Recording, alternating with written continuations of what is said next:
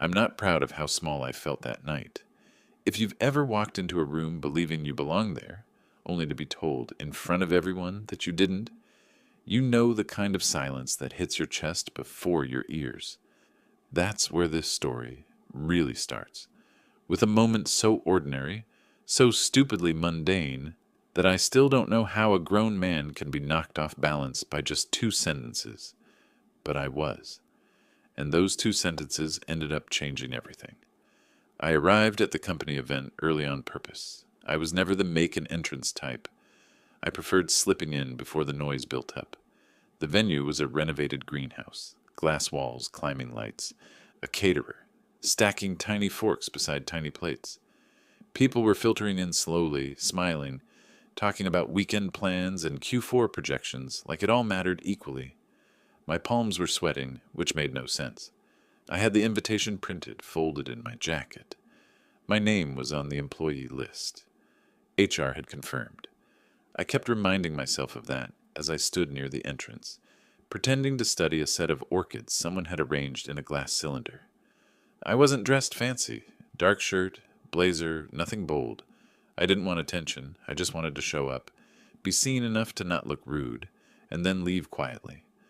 A few coworkers nodded to me. One guy, Daniel from logistics, gave me the kind of half-smile people use when they're not sure if they should talk to you or not. That was normal. I wasn't popular, and I didn't try to be. I checked my phone. 6:58 p.m. 2 minutes early. Perfect. The door behind me opened again, and the temperature in the room shifted. Not physically, but in the way people react when someone higher up walks in. I didn't have to turn to know it was him. My new manager, Blake. Recently promoted, always walking like he was 10 steps ahead of the rest of us, even when he wasn't going anywhere. His reputation was sharp edges and louder than necessary confidence. The kind of guy who corrected people in emails just to remind them he could. I felt him before I saw him, but I didn't expect him to walk directly toward me. He didn't greet anyone, didn't shake hands. His eyes were locked on me with this expression. Confusion first, then annoyance, then something colder. I straightened instinctively, like a kid caught in a hallway without a hall pass. "Why are you here?" he asked. The music was low, but his tone seemed to slice through it anyway. A couple of people turned their heads. I blinked, unsure if he was joking. "I got the invite." "HR, you're not invited," he said louder this time. "You need to leave." My brain didn't process the words immediately. They landed one at a time, too heavy for the space they were in. "Wait, what? There must be a mistake." I started, reaching carefully into my jacket as if pulling out the paper slowly might soften the impact. He didn't even look at it. "I said you're not invited." And then with a dismissive flick of his hand, he added, "Go away." I heard someone inhale nearby. Someone whispered. Someone else pretended to inspect the wine bottles on the bar like they were suddenly fascinating. The room didn't freeze. It shrank around me, like everyone quietly stepped backward without moving their feet. I wasn't angry. I wasn't even embarrassed yet.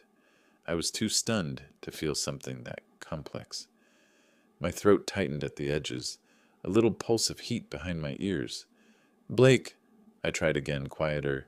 "I have the—" "Leave," he repeated, turning already, moving on. Done. Just like that. As if I were a delivery driver who wandered in the wrong door. As if I hadn't worked under this company's fluorescent lights for 4 years. As if I were nobody. I stood there longer than I should have. Long enough to realize no one was going to step forward. No one was going to say, "Hold on, that's weird," or "Let's check with HR," or even, "You okay?" People avoided my eyes. A few exchanged glances with each other, not with me. I swallowed once, hard, nodded to myself, and walked toward the exit. No dramatics, no protest, no scene. Just the sound of my shoes against the floor, too loud in the too bright space, carrying me toward a glass door that reflected someone who looked a little smaller than he had 20 minutes before. Outside, the night was colder than I expected. The air felt thin, like it didn't want to be shared. I walked to my car slowly, trying to understand what had just happened, trying not to let the humiliation settle too deep, trying, honestly, to believe it was just a mix-up, but something in the way Blake looked at me. It wasn't a mistake. It was intent. I sat in the driver's seat, gripping the wheel, even though I hadn't started the engine yet. The noise from the party leaked faintly through the glass wall. A laugh here, a clink there, music drifting out like it was taunting me. And that was the first moment I truly felt it, the quiet sting of being treated like someone whose presence didn't matter. I didn't know then, not yet, that this humiliation was only the surface, that behind it was something much darker, much bigger, and much more deliberate than a bruised ego. But for now, it was just me, a parking lot, and the kind of silence that arrives after someone slams a door you didn't know you were standing behind. I didn't know it then, but walking away quietly was the last quiet thing I'd do about any of this. The morning after the event, the office felt different. Or maybe it was me. People still talked, printers still jammed, keyboards still clattered, but everything felt slightly off key, like a song where one instrument is playing half a beat too fast. I walked in with my badge, swiped it as usual, and it beeped green without hesitation, which made the night before even stranger. If I wasn't invited, why didn't HR remove me from the event list? Why didn't my badge get flagged? Why was everyone else acting like nothing happened? My desk was where I left it. My monitor blinked awake. My mug with the chipped corner sat beside the plant I kept forgetting to water. Normal.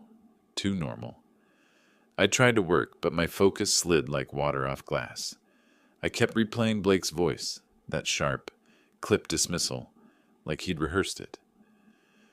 Around 10 a.m., I finally went to HR. Lydia, the HR specialist, looked up from her laptop with the tight smile of someone who'd had 3 back-to-back meetings already. "Morning," she said. "Everything okay?" "Not really," I answered. "About the company event last night, there seems to have been some kind of misunderstanding." She blinked. "Misunderstanding?" "I was told I wasn't invited, publicly, by Blake." The smile evaporated. She straightened in her chair. "What do you mean, told you?" "He said I wasn't invited, that I needed to leave, in front of everyone." Her lips parted like she wanted to say something, but she pressed them together instead. "That's odd," she said finally. "You were absolutely on the guest list. I sent the invite myself." "So there was no change?" I asked. "None." She hesitated. "Did he give a reason?" I almost laughed. "No. He just told me to go away." She frowned deeper now, tapping her pen against the table. "I'll check with him." That sentence, "I'll check with him," settled in my stomach like a cold stone. "Do me a favor," I said. "Before you check, look at the access logs for yesterday's event list. See if anyone made changes." Her hand froze over the keyboard. "Why?" "I don't know," I said honestly. "But something feels wrong." She looked at me a second too long, then quietly turned to her screen. "I'll follow up," she said. "Later. Later. Always later." I walked out of HR with a knot forming between my shoulders. When I returned to my desk, a couple of coworkers glanced at me quickly, then away just as fast. Someone whispered at the water cooler. I wasn't imagining it. I knew the difference between paranoia and pattern. By lunch, the pattern was clearer. First, the shared drive. Files I used daily, budget sheets, progress logs, were suddenly restricted. Not deleted, restricted, as if someone had changed my permissions overnight. Second, Blake walked by my desk twice without acknowledging me. That wasn't unusual. He rarely acknowledged anyone. But the way he avoided looking directly at me felt intentional, like eye contact would give away something he didn't want revealed. Third, the email. At 1:11 p.m., a message appeared in my inbox. "Please refrain from making unscheduled visits to HR without manager approval." From Blake. I stared at the screen. Manager approval. For speaking to HR. I took a slow, careful breath. Maybe he already heard I went there. Maybe Lydia reached out to him faster than I assumed. But even then, this felt like a warning shot. At 2 p.m., Daniel from logistics dropped by my desk. He hovered awkwardly. "Hey," he said quietly. "Can I ask you something?" "Sure." "Last night, at the event, what happened?" So people had noticed. "Blake told me I wasn't invited," I said. "Told me to leave." Daniel swallowed. "He said something weird after you left." I felt the shift in the air, sharp and immediate. "What did he say?" "He told a couple people you knew too much. I thought it was a joke, but—" He looked around. "It didn't sound like a joke." My skin tightened. "Knew too much about what?" Daniel shook his head quickly. "I don't know. I don't want to get dragged into anything." And with that, he walked away. That was the moment something clicked. Not loudly, not dramatically, but with quiet certainty. The way a lock shifts when you finally turn the key the right direction. This wasn't a misunderstanding. This wasn't a social slight. This wasn't about an invite. This was about something Blake was hiding. And suddenly I wasn't humiliated anymore. I was curious. And curiosity, I realized, is a dangerous thing in the hands of someone who's already been pushed. When I left the office that evening, the sun was low enough to paint long shadows across the parking lot. I reached my car, unlocked it, but didn't get in. I just stood there, staring at the building. Something inside me, something small but sharp, shifted. A kind of quiet courage. Not loud, not heroic, just enough to stand straighter. If Blake thought he could shove me out of a room, erase me, humiliate me, and I'd disappear, he didn't know me at all. I opened my car door, sat down, closed it gently, and said out loud to the empty air, "Okay, Blake, let's find out what you're so afraid of." And the strange part? For the first time since that night, I felt calm. Not peaceful, not triumphant, just ready. I didn't realize how deep Blake's mess went until the first document landed in my lap by accident. 2 days after the HR conversation, I was working late, partly because I needed the overtime, partly because the quiet made thinking easier. Most floors were empty by 7 p.m., just a handful of glowing monitors and the hum of cleaning carts somewhere down the hall. I opened my email to send a report, and there it was, a shared file notification. Budget reconciliation Q2 final, XLS. Access granted. I hadn't requested access. Someone had manually added me. I clicked before my better judgment could stop me. Rows and columns filled the screen, numbers, vendor names, amounts, all normal until I scrolled to a section labeled Compliance Adjustments. The totals didn't make sense. Payments to vendors I didn't recognize. Reimbursements double counted. One line item in particular stood out. Consulting fee. Evergreen Synergy Solutions, $42,300. I'd never heard of that vendor. I searched the company directory. Nothing. I Googled it. One hit. A one-page website with a single stock photo of a conference table and no contact information. A shell company. That wasn't just unusual. That was illegal. I leaned back in my chair, heart tapping hard against my ribs. Blake was arrogant, petty, power-drunk, but sloppy. I hadn't expected sloppy. I clicked the metadata. Last edited by Blake Turner. Timestamp yesterday, 4:17 p.m. So he was not only hiding something, he was actively altering documents. As I stared at the screen, something inside me shifted again in a deeper way than before. The humiliation I'd felt at the event didn't seem like humiliation anymore. It felt like a warning he tried to send.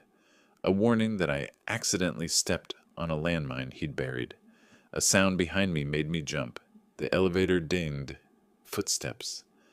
I closed the file instantly, heart racing. Then I saw who it was. Lydia, from HR. She walked toward me with a folder clutched against her chest. Her expression was tight, like she'd practiced what she was about to say. "Can we talk?" she asked. I nodded and followed her to a small meeting room with glass walls. She closed the door but didn't sit. "I checked the event list logs like you asked," she said quietly. "And?" There were changes, 3 of them, all done from Blake's admin access. My jaw tightened. "Did he remove me?" No, she said. He didn't remove you. He rewrote the guest filters. The list displayed differently depending on which device was viewing it. So on his device, I said slowly, it looked like I wasn't invited. She nodded. On everyone else's, you were. A controlled illusion. And, she continued, lowering her voice, Blake came to HR this morning, asking why you were snooping. He was angry. Very angry. Anger from someone guilty was different from anger from someone righteous, and Blake's was the first kind. Thank you for telling me, I said. She shook her head. I shouldn't be telling you this at all. But he's hiding something, and I think he's trying to isolate you before you catch it. Too late. I left the office that night with a folder of printed spreadsheets, a USB drive with copies of the altered files, and a feeling I didn't expect. Clarity. Not peace, not confidence. Clarity. For the first time, I wasn't reacting. I was moving. The next days were a blur of small discoveries. A reimbursement Blake approved for a trip he never took. A line item for equipment replacement, where no equipment had actually been replaced. Vendor names that didn't match their supposed services. Individually, each thing could be explained. Together they formed a pattern only visible to someone who wasn't meant to look too closely. Blake, apparently, didn't notice I was paying attention. Until Thursday. He cornered me by the elevator, smiling like a politician. Heard you've been staying late, he said lightly. I have work, I answered. We all do. But yours seems unusually involved lately. His smile thinned. Anything I should know? He was fishing. I wasn't biting. No, I said. Nothing you need to worry about. Something flickered behind his eyes, irritation cracking through the facade. Good, he said, stepping closer, because I'd hate to think you were digging into things beyond your role. This is a company where people know their place. There it was again, the control, the subtle threat, the belief that I wouldn't push back. He didn't know I already had. I stepped aside, meeting his eyes for the first time since the event. Funny, I said quietly. I thought honesty was everyone's place. He froze, just for a second, but 1 second was enough. He knew, I knew, and he knew that I knew. Chaos started right then. That afternoon, my system access was downgraded again. Files disappeared. A software ticket appeared under my name, requesting to reassign certain responsibilities that would conveniently remove me from seeing anything financial. He was trying to shut the door, but he was late. The turning point, my first real act of retaliation, came from someone I didn't expect, a former employee, Mia, who left the company 6 months ago. We weren't close, but she messaged me out of nowhere. Is everything okay? Heard Blake is pulling the same crap he did before. Before? I called her immediately. When she picked up, her voice was low but steady. He did the same thing to me, she said. Pushed me out when I questioned some expense reports. Made me look incompetent. HR couldn't help. What did you find? I asked. A shell consulting vendor. Overbilling. Unauthorized budget shifts. Evergreen Synergy Solutions. The same fake vendor. My chest tightened. Why didn't you report it? I tried, she said bitterly. The board dismissed it. Blake said I misunderstood. He called it standard reallocation procedure. And I had no proof. But I do, I said. Silence. Then take him down. It wasn't anger in her voice. It was hope. A small spark of justice. A spark that caught fire instantly. I spent Friday night gathering everything. Every document. Every timestamp. Every line item. Every shell vendor. Every discrepancy. I built a chain tight enough that if Blake tried to wriggle out, he'd only choke himself. And just before midnight, sitting in my cramped living room with files spread out around me like a battlefield map, I felt something surprisingly powerful, a small surge of triumph. Not a victory, not yet, but the first breath after breaking the water's surface. They thought I'd walk away. They thought humiliation would be enough. They were wrong.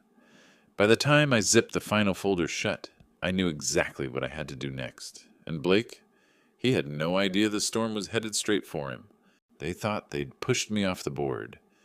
They didn't realize I'd simply stepped back to see the whole game. By Monday morning, the air in the office felt electrically tight. People sensed tension without knowing why. Blake strutted in at 8:55 a.m. with his usual too confident walk, coffee in one hand, phone in the other, Bluetooth in his ear. He laughed loudly at something no one else could hear. His kind of laugh, aggressive, territorial. He had no idea that before he'd even parked his car, a copy of the entire evidence package had already been delivered to the company's audit committee and legal department. Email with time-stamped files, printed binder in their mail slots, a summarized incident report with attachments, even a timeline, and one simple subject line. Review required. Potential financial misconduct. I didn't add commentary. No accusations, just facts. Let them speak. Around 11:20 a.m., 3 people in suits walked onto our floor. Not HR, not administrators. These were board-level faces with the crisp steps and clipped expressions of people who didn't come down here unless something was very wrong. Blake noticed them immediately. He straightened, fixed his shirt, smoothed his hair. His smile was the kind people use when they're expecting praise. "Gentlemen," he began, stepping forward, "if you're looking for the department progress report—" "Mr. Turner," one of them interrupted, "we need a moment with you. Now." His smile faltered by 0.5 millimeter. "Of course," he said, still trying to sound in control. "Conference room?" "No," the man said. "Executive boardroom." A few heads lifted inside cubicles. Being summoned upstairs was never casual. They walked away together. Blake followed, stiff and slightly off step, like a man walking in shoes that weren't his. As soon as the doors closed, whispers erupted across the floor like someone had removed a lid from a boiling pot. "What's happening? Why the board? Did he screw something up? Is it about the budget thing from Q2? No one asked me directly. No one had to. I kept working like nothing was happening, even though everything was. The boardroom was soundproof, but the office wasn't. An hour later, the walls practically vibrated from Blake's raised voice. Not clear words, just the cadence of panic, confusion, denial, that frantic desperation of someone whose script no longer works. Then silence, a long one. At 1:07 p.m., the door opened. The board members exited first. Blake followed much later, alone. His face looked erased, like someone had scraped all the certainty off it with a knife. He walked toward the elevator without making eye contact with anyone. Not even the people he usually corrected, mocked, or ignored. His ID badge was already clipped off his belt, dangling uselessly between his fingers. Halfway to the doors, a security officer stepped forward. "Sir," he said quietly, "I'll escort you."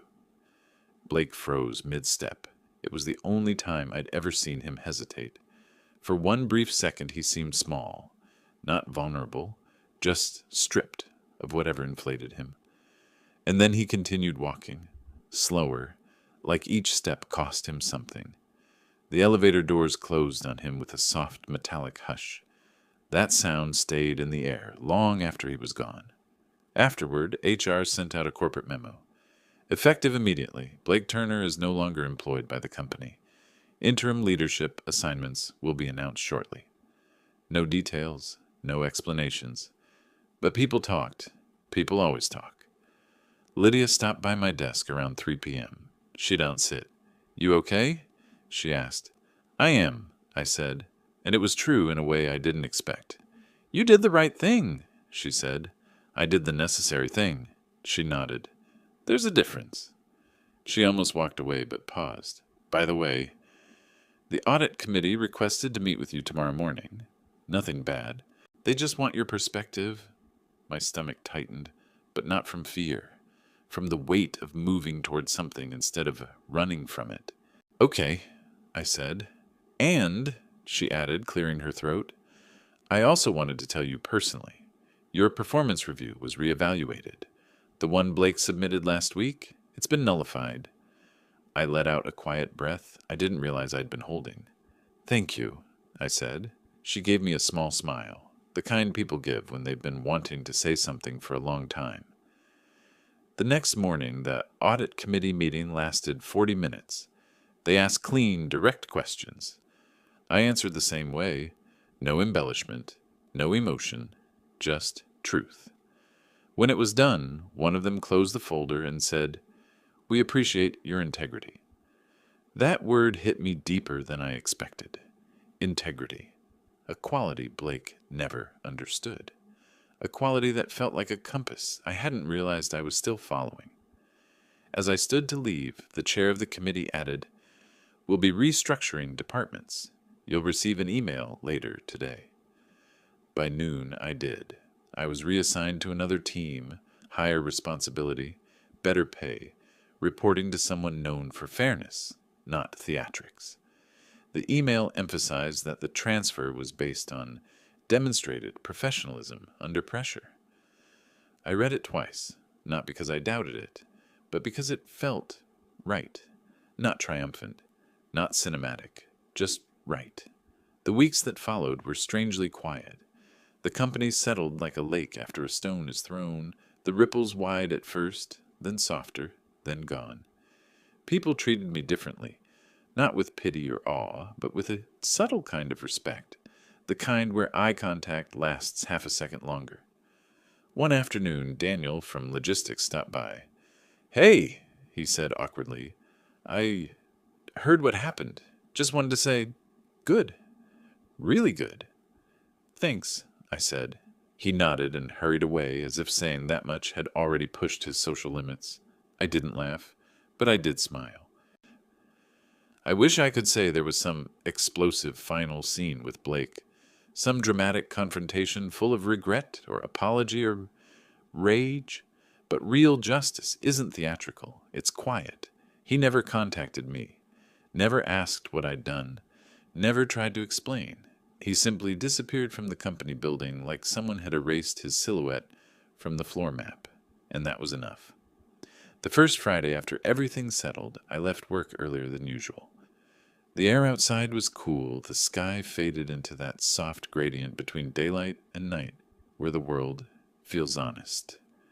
I walked to my car slowly, not because I was tired, but because, for the first time in months, I wasn't rushing anywhere. I wasn't bracing against anything. There was no tension in my shoulders, no weight on my chest, just quiet, a quiet I'd earned. When I got home, I made simple dinner, pasta, nothing fancy, and sat at the small table in my apartment, listening to the low hum of the refrigerator. No music, no TV, just the kind of silence that doesn't judge or demand.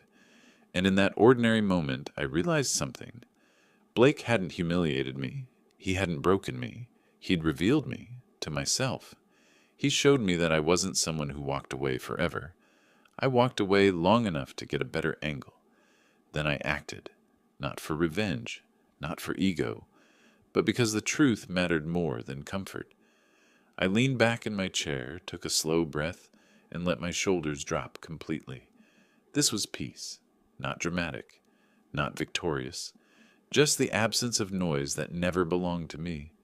The life in front of me felt clear, simple, steady, mine. And as for the man who told me to go away, I did, just far enough to come back with the truth. And when the truth finally spoke, he was the one who had to leave.